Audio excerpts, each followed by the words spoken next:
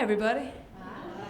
Hi. Well, my name's Kristin Key, but you'll probably just remember me as that girl. Remember that she looked like Ellen? Yeah, I get that a lot. It makes me want to tell people, if you think someone looks like a celebrity, you don't always have to tell them. It's not always a compliment. Because Ellen's not ugly, you know, she's really funny, but when a lady came up to me in Target not too long ago, and she was like, oh my God, has anyone ever told you look just like Ellen? All I heard was, oh my God, has anyone ever told you look just like an old lesbian? Not today. There was a guy in Vegas recently that thought it was okay to come up and go, oh, has anyone ever told you, you look just like a young Hillary Clinton.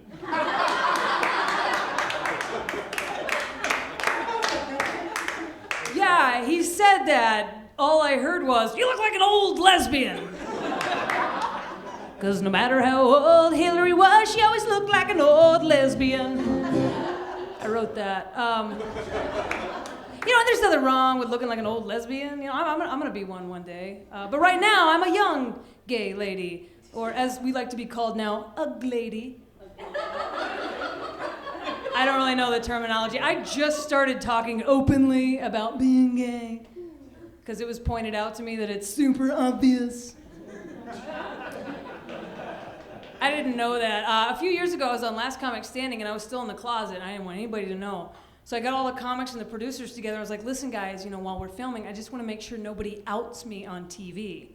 One of the other comics looked at me and goes, what do you expect him to do, blur out your outfits? How could they not see the pretty, pretty princess inside of me? Underneath my men's extra large flannel button-up.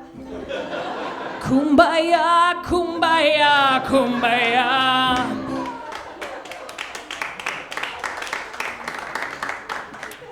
So here's my story. Coming out was not easy for me for a few reasons. A, I was 15. B, I lived in Texas. And C, my dad is a conservative Christian minister. So the only thing that would have made that harder is while I was telling my dad I was gay, the Cowboys lost a playoffs game and somebody brought a vegetarian dish to the game watch. Only way that could have been harder. It did not go well. My coming out did not go well. So it went so poorly that I took it back. You can do that. Yeah, it was really hard. So I was like, oh, just kidding. Well, it was the 90s. I was like, psych, you know. And we stayed that way for about a decade, during which I started doing stand-up, which was a new fun way to disappoint my parents. And people would often come up and be like, whoa, what does your dad think of your show? And still, it's kind of hard to put into words. My father's a minister. He never comes to my shows, but that's okay, 'cause I stopped going to his.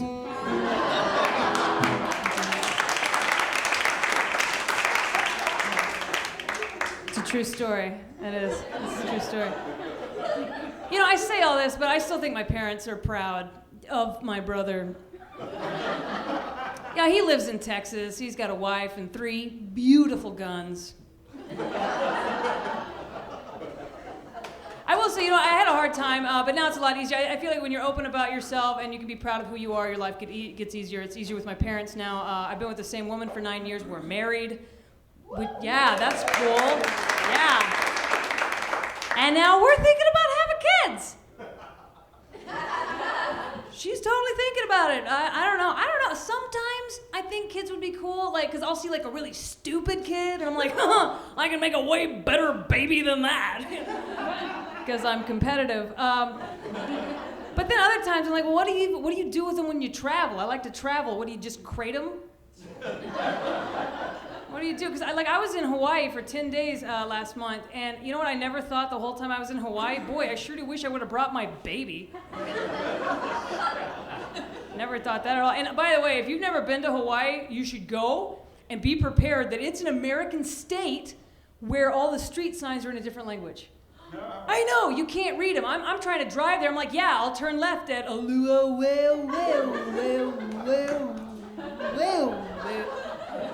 Boulevard. Like, I pulled out my phone, even Siri was having a hard time. She's like, turn right at Wiki Licky Wiki Licky Screw it, turn right at Target.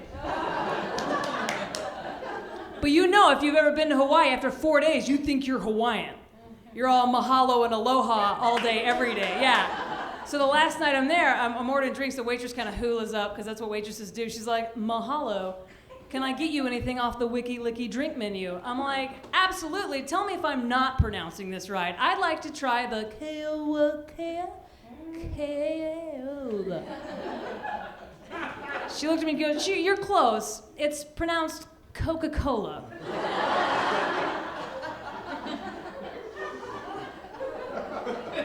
Put some vodka in that, we'll call it a drink. So I'm thinking about having kids a little bit. So I babysat some kids not too long ago, just to kind of get a feel for it, see if I liked it. And I realized that I was reading them bedtime stories. I just think that maybe I'm too adult to have kids now, because I couldn't, I read Cinderella to these little kids. And I realized when you read that book as a child, you're like, wow, that's magical, When you read that book as an adult, you're like, wow, that girl had problems. Cinderella was a really good housekeeper, but kind of ungrateful to the stepmother that took her in.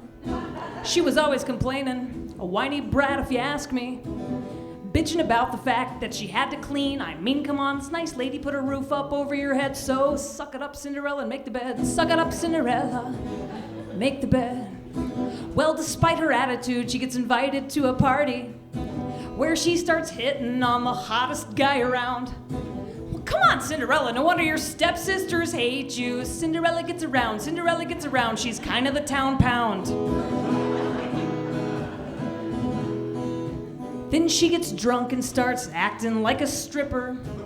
She loses track of time, stumbles down the stairs, loses her glass slipper. Drunk people lose shoes, drunk people lose shoes. Sober people never do. Drunk people lose shoes, drunk people lose shoes. Sober people never do. See, fairy tales aren't always how you remember them. The story changes when you're grown up from when you were a kid. So let's look at the moral of the story that we've learned from Cinderella. If you're a whiny little slut that goes to parties and gets drunk, you'll attract the wrong guy who might be rich but has a foot fetish. Because if you think about the prince, he likes to make girls try on shoes. Try on shoes. Try on shoes, try on shoes. So let's look at the moral of the story that we've learned from this song. Drunk people lose shoes, drunk people lose shoes. Sober people never do. Drunk people lose shoes, drunk people lose shoes. Sober people never do. Sing along time, here we go. Drunk people lose shoes, drunk people lose shoes. Sober people never do. Not everybody's singing! Drunk people lose shoes, drunk people lose shoes. Sober people never do. Drunk people lose shoes, drunk people lose shoes. Oh, Cinderella now.